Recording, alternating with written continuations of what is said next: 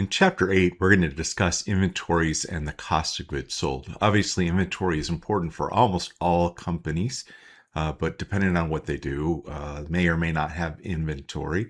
But a retailer, a merchandiser, a manufacturing organization all have inventory. So for a merchandising company, inventory consists of all goods owned and held for sale to customers. It's expected to be short-term and converted into cash within the company's operating cycle, so short-term. And in the balance sheet, it's immediately listed after accounts receivable, assuming it is one step removed. So accounts receivable will be closer to cash. It's already sold. Inventory is still on hand and has not yet been sold.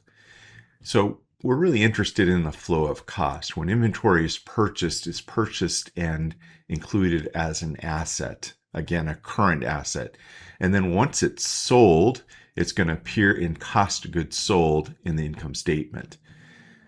There are two types of systems that are used in accounting. One is the perpetual inventory system, and the other is periodic inventory system. We'll cover both in this chapter. The perpetual inventory system suggests that the cost of goods sold is continuously determined. Like every time there's a transaction, it's going to go directly to cost of goods sold and be recorded that way. And so the perpetual inventory system allows an up-to-date measurement. We're going to compare and contrast this in a minute with periodic inventory systems. So here's periodic, and periodic says, hey, we're going to go to the end of the period, see what's left in ending inventory, and everything else will be cost of goods sold. And so you can kind of see that this type of inventory account is noted here isn't updated regularly, and we need to do a count at the end. Now, to be honest, periodic inventory systems don't exist as much as they did in years past. Now with computer systems, we're able to track and record inventory as it's sold throughout the period. So what happens is it's generally difficult or challenging to identify exactly which unit is sold. And because the units were purchased on different dates, oftentimes from different suppliers and different amounts, it is more difficult to determine exactly which ones we've sold. That allows or requires an inventory costing option. So one is specific identification. For example, when you buy a car, there's a VIN number, and it'll tell you exactly which car you bought. But many other things, like if there's a Twinkie on a shelf, that's not going to be uniquely identified. It might have come in yesterday, might have come in a week ago. We don't know exactly which one we sold. So we have to make some assumptions about the cost flow. And we have three different cost flow assumptions that we'll use. The first one is average cost. That is, we just take all the merchandise, all the inventory, and just say, hey, this might have come in at different times from different suppliers at different costs. We're just going to get the average. The first in, first out assumes that goods sold are the first units that were purchased, and the remaining inventory is comprised of the most recent purchases. So when I think about this, I think of first in, first out as the ones that are sold. So the first ones in are the first ones out that are sold. Last in, first out suggests the ones that just barely came in are the ones that are sold first. And so, as we note here, units sold are assumed to be those most recently acquired, and the remaining inventory is assumed to consist of the earliest purchases. Okay, so we'll continue to provide some examples of this as we go. Here's inventory costing. So this is going to kind of be our setup here. Which ones did we purchase are in these columns. Which ones have been sold, or how many have been sold, in these columns. And the balance in these columns. So you can see thus far we have had no sales. So we're just saying we have two, they're on hand, they haven't sold yet. Here we have the two that we had from before, plus now we have three that are cost us $1,200. So you can see the cost change over that time period. Okay, so this is our setup. Notice that on February 5th, the balance column contains 2 layers of unit cost information representing the units purchased at the 2 different unit costs. And so you can see these 2 layers right here, and we can see one is from our purchase in January, the others are purchased in February.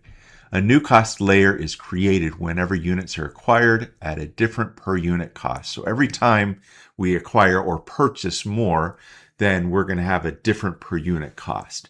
And so that requires us to keep track of that. So the specific identification method is easier. Remember, this is our VIN, our vehicle ID number. We know exactly which one sold. We keep track of it. But this is only for certain items. Only certain items are tracked exactly which is which. But if we have that, we know what we sold, we know the cost of that what we sold, and we can keep track of that. But for others, we have a whole bunch of them. We're not uniquely identifying them. So we might just use an average cost method. And so the average cost is computed by dividing the total cost of goods available for sale. So these are the ones sitting in our inventory. And we're going to figure out the cost and divide by the number of units available. And so because the average cost may change following each purchase, remember we're going to recompute every time we purchase, then we will update the method and compute average cost once again. And sometimes this is called a moving average method when the perpetual inventory system is moved, because it's always changing as we purchase. So here's the scenario that we just went over, right? January 5th, Mead had only 2 Elko generators in its inventory, each acquired at a purchase cost of $1,000. Therefore, the average cost is $1,000 per unit. After the purchase on February 5th, now Mead had 5 Elko generators in inventory, and the total of those 5 were 5,600. And so we can see that 5,600 was included there. And now we can calculate the average cost. We have a total cost of 5,600, and it's 5,600 divided by 5 units, so 1,120 per unit. Okay, so it's March 1st. We record a sale. Okay, so the sale is we sold one of them for $1,800. And so we're going to debit cash, credit sales. At the same time, we're going to record the cost of the inventory of the one unit, the Elko AC40 that was sold. And we determined on the last slide that the cost was $1,120. And so if the cost is $1,120, we're going to debit cost of goods sold and credit inventory for $1,120. Okay, so we use the average cost method. And so we can see how we did that. Here we've gone and computed the average cost. Here we sold it for $1,120. We reduced it. Now we have 4 units, still valued at $1,120. We're not going to recompute it until we purchase more. And their value is $4,480. So we're kind of working through that. All right, the next method is first in, first out. So remember, the first items in are the ones that are sold first and go through cost of goods sold. So what was the first ones we had? They were valued at $1,000. We're going to go back or go forward a slide and see. Here's the 1,000, and that's the one we sold was that 1,000. And so we're going to have 1 for 1,000 because first in were these. Okay. So what do we have left? We have 1 at 1,000 left and 3 at 1,200 left. And so you can see that there. All right, so example 2, assume that Mead had sold 4 generators to Boulder instead of 1. So which 4 did they sell? Well, they sold the 2 from January 1st, the first 2, and then 2 of the 3 from February 5th. And so you can see the different costs there. Now the cost of goods sold, if we had sold 4, would be $4,400. So you can see what that looks like. All right, now one more cost assumption, and that's last in, first out. So last in, first out says the last ones in, the ones we just barely purchased, are the ones that are going to be sold first. So we sell 1 on March 1st, and we sell 1, and it is for $1,200. Okay, so that was the last ones we just got on February 5th. So that's what we sell. Debit cost of goods sold, credit inventory for $1,200. And so we can see what this looks like. All right, so here's what we purchased again. The last one in right here is the one we sold, one for $1,200. And so you can see what that looks like. What's left? Well, the original two, and two left from this 1,200. And so you can see our inventory balance there.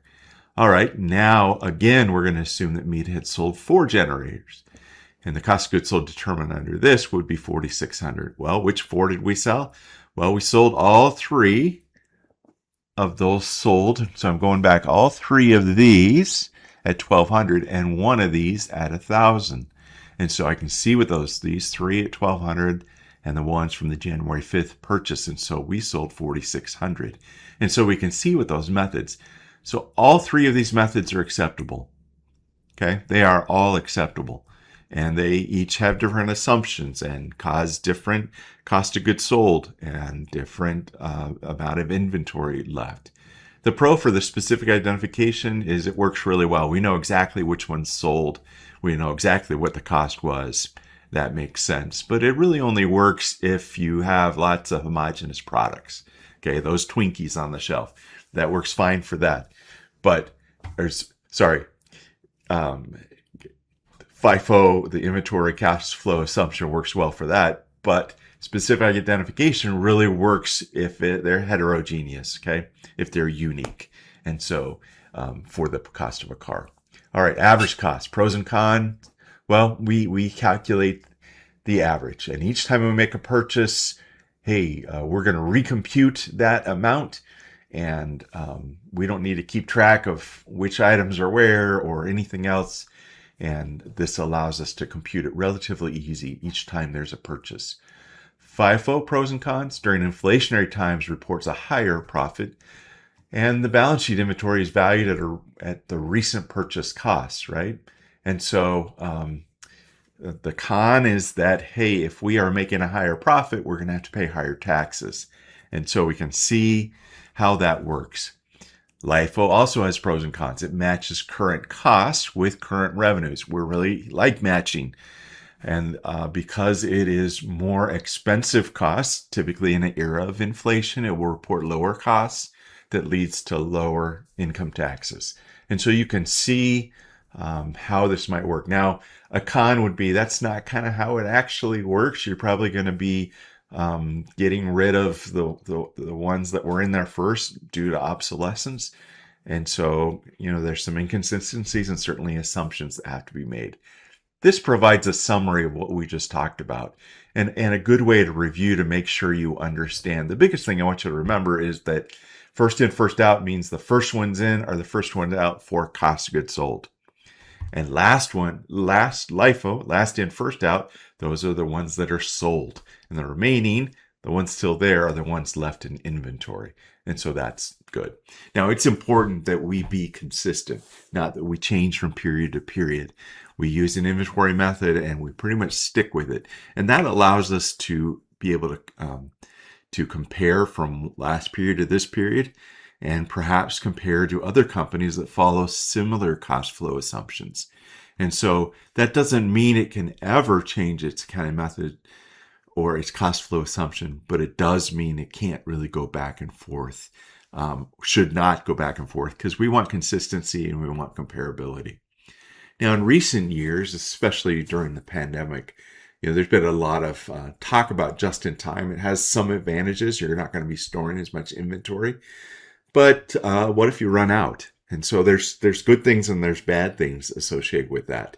And certainly during the pandemic, we ran out of certain things, suggests, maybe just in time doesn't work so well. But from a cost perspective, you're not going to have warehouses upon warehouses of inventory. You get it in and you ship it out just in time. And so that's an advantage of just in time. So Dell makes computers, and they've been a model of just in time, and they've been able to save a lot of money. For example, a customer order placed Monday morning can be on a delivery truck by Tuesday. And so they're able to set up the relationship with their suppliers. The suppliers are close by. They're able to provide those things on a just-in-time basis. Now we're going to switch for just a minute to the periodic system. The periodic system says we're going to wait to compute cost of goods sold, and ending inventory until the end of the period. And so at the end of the period, we're going to have a journal entry. We're going to go and count our inventory on hand based on a year-end count, and we're going to go and adjust that inventory. So notice we started with 10, and now we have 7. So inventory went down by 3. Well, we had some purchases, and we can see those purchases. And so this amount must have been what we sold, or 83,000. So you can see that. All right. So we're going to go through this example for kitchen counter. Kitchen counter says, hey, we have 10 units on hand, beginning inventory, purchase 5, purchase 5, purchase 5, purchase 5. And so we have 30 available for $3,000. See, all these costs are accumulated, even the cost per unit changed. We have go to the end of the period and we count and we have 12. So let's go ahead and go through this process here. If specific identification is used, the company identifies that it has 12 food processors left. So going back to this slide, say we have 12. And we can tell you exactly which 12 they are, and we can determine the average cost was $12.40. So we can take cost of goods available for sale. Where did this $3,000 come from? Well, right here. We still have on hand $12.40. We know exactly which ones we are, so the cost of goods sold must have been $17.60. Okay. How about average cost? Well, average cost, we're going to go to the end of the period. All right, so let's go to the end of the period. We're going to go back here and look at this grid. We had 3,000 for 30. And so the cost per unit was 100. And so we're going to go and say, okay, we had 12 units left in inventory. That's 1,200. We have cost of goods sold of 1,800. And so that would be our costs for the income statement. And so now let's look at it for FIFO.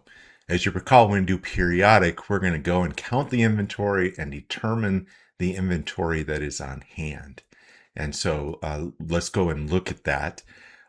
Here, if it's first in, first out, that's what went to cost of goods sold. So the last ones in are the ones that are still in ending inventory. So we can see how this is computed. There's 12 units, right? As we look back, there's 12 units. And these are the ones remaining. So our ending inventory is $1,450. And so that would be used to then back into the cost of goods sold. Now, how about last in, first out? Well, we had 10 at 80 in our beginning inventory, and then 2 units for March 1st. As you recall, last in, first out means that's the amount that goes to cost of goods sold. But the last ones in would be the ones that are in cost of goods sold. So the first ones in are the ones still in ending inventory. So that's what we're going to compute. Look how different these numbers are, 980 versus 1450. And so a dramatic difference there. So taking a physical inventory, businesses will do a complete physical count every year. That's one of their internal controls, is that they'll do a count each year. But sometimes there's some that are lost. And we're going to have to record that, make sure what we think is there is actually there. And that's another example of an internal control. How do you record shrinkage losses? Well, oftentimes there's going to be damaged merchandise. There's going to be shortages. Hopefully not much, but some will be stolen. And so these are going to be removed from the inventory using the same cost flow assumption as using cost of goods sold. So it will be an expense, an expense of doing business. And so, for example, if the company uses FIFO and 10 units were found missing, the missing units would be valued at the oldest purchase cost shown in the inventory records, right? So the oldest ones, still inventory, would be included in the inventory records, just like cost of goods sold would be. Okay, write-downs of inventory. All right, in addition to shrinkage, there's some that becomes obsolete or unable to be sold for other reasons. Maybe it's out of date. There's a new model. And if so, we need to write down that inventory. And we're going to write it down to 0, not worth it to anyone. Or if we can go sell it for cheap for someone that might be buying it. And we're going to reduce both the amount of inventory, and that will also reduce net income for the period.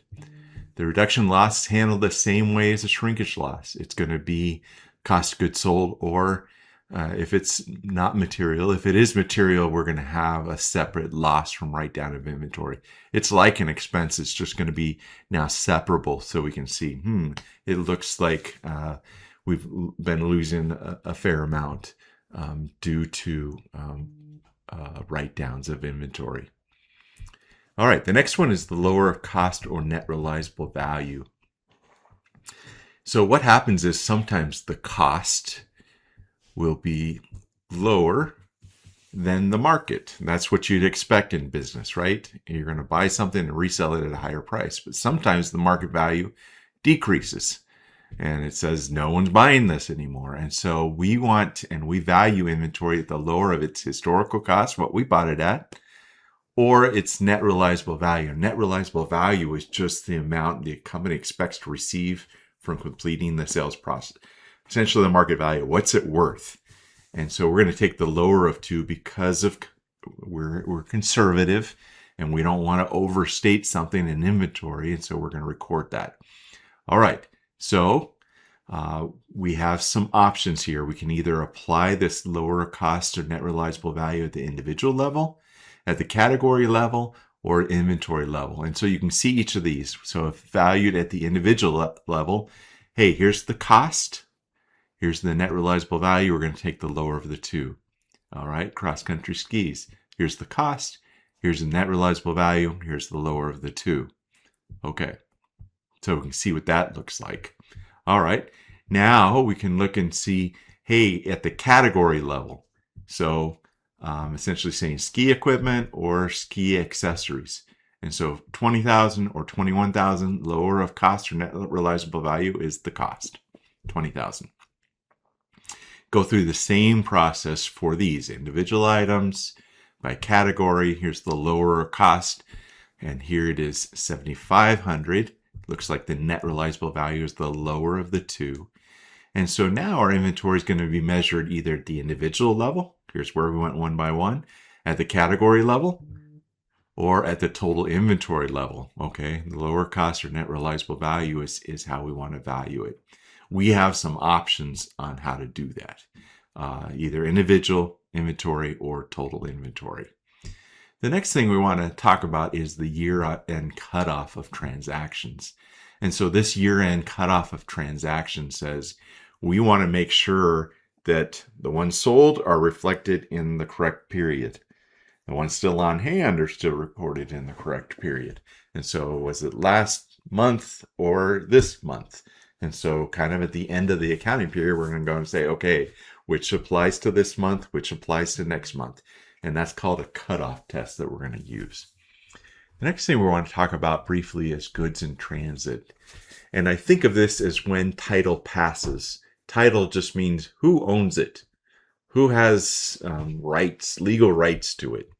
Okay, and generally these are going to be reflected as FOB shipping point or FOB destination. Okay, FOB shipping point says at the point this is shipped, say from our supplier, that then becomes the customer's property. If it's FOB destination, says, well, the supplier or the seller still holds it until it reaches its destination. And so you can kind of see when we're doing our cutoff here, trying to say, who owns it? Is it ours? Is it theirs? And a lot of times we got to figure out who is who here. Am I the seller or am I the buyer? Am I purchasing it or am I selling it? And so based on those terms, we'll decide who it belongs to. Okay, so if we're manager for Temco, Producer of Fine Home Furnishings, and you have responsibility for the Northeast region, okay? Assume you have just returned from the company's annual Sales Managers Conference in New Orleans. At the conference, in casual conversation, you become aware that several managers report sales that are scheduled for shipment in early January, as if they were shipped in late December. All right, so is that correct? Well, the company's going to have policies, and it's going to say, hey, if the sales occurred and they're not scheduled for shipment until early January, what would we do if they are actually shipped in late December? What should we do? So kind of this as if they were shipped says they're trying to push sales earlier. Maybe they get a bigger bonus or something. Well, for one, we need to be honest, and two, we need to determine the company policy. But GAAP would suggest that the sales should be recorded when the sale is actually shipped. And so that would be an important conversation. So, summary of inventory impact. We've talked about a number of things here, but what would happen if ending inventory is understated? Okay, so that wouldn't affect beginning inventory. It wouldn't affect cost of goods sold. But if it were understated, that means our cost of goods sold is too high. And if our expenses are too high, then gross profit, net income, and owner's equity would be too low. And what's going to happen the following year? Well, if any inventory is understated now, then the beginning inventory for the next period would be understated. And you can see how that follows through here, right? All right. And then the opposite happens if it's overstated. And it'd be a good exercise for you to work through these and see what the impact might be. The gross profit method is a means of determining cost of goods sold. It is an estimate. And we use that estimate and we simply say, hey, we generally know what our cost ratio is, our cost to sales ratio. And so we're going to use that to estimate ending inventory. Instead of waiting at the end of the period, we're going to go ahead and estimate that. So we're going to say, hey, on average, we have cost ratio of 60%, and that would be fairly typical. And so we can estimate our cost of goods sold would be $18,000 and estimate ending inventory to be $52,000 based on that. And this is when estimates are needed. There's also a retail method, and the retail method says, hey, let's determine the goods available for sale at cost and the goods available for sale at retail. And we see that amount to be 45%. And our physical count suggests that priced at retail, our ending inventory would be $300,000. Multiplying 45% times $300,000 would be $135,000. So you can see similar methods here, but one evaluates a cost in retail and the other one looks at an estimate using what the gross profit method would show. And so you can see two different methods of estimating inventory. Now, we want to use some analytics, some ratio analysis to value this inventory.